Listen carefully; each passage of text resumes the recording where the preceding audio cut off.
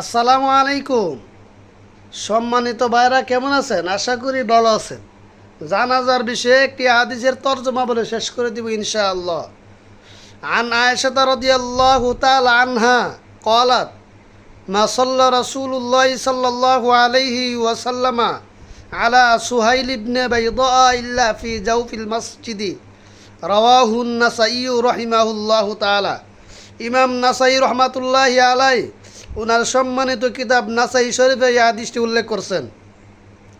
আম্মাজি আয়েশা সিদ্দিকা রাদিয়াল্লাহু তাআলা আনহা থেকে বর্ণিত, ক্বালাত উনি বলেন, মা সাল্লা রাসূলুল্লাহ সাল্লাল্লাহু আলাইহি সাল্লাম আলা সুহাইল ইবনে বাইদা, আল্লাহ রসুল সাল্লাল্লাহু আলাইহি সাল্লাম সুহাইল ইবনে বাইদার জানাজা করছেন ইল্লা ফি জাওফিল মসজিদি, কেবল মসজিদে।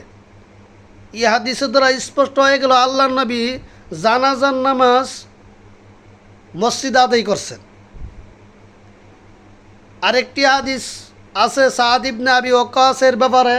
সাদ ইবনে আবি ওয়াক্কাসের জানাজার ব্যাপারে একটা হাদিস আছে। ওই হাদিসের দ্বারা বোঝা যায় যে জানাজার নামাজ মসজিদে পড়লে হবে না। ইনশাআল্লাহ এই হাদিসটা আমি আগামীকাল ভিডিওতে ইনশাআল্লাহ আমি বলবো। বা ভিডিওটা ইসলামের জন্য শেয়ার করে দিবেন। আসসালামু আলাইকুম।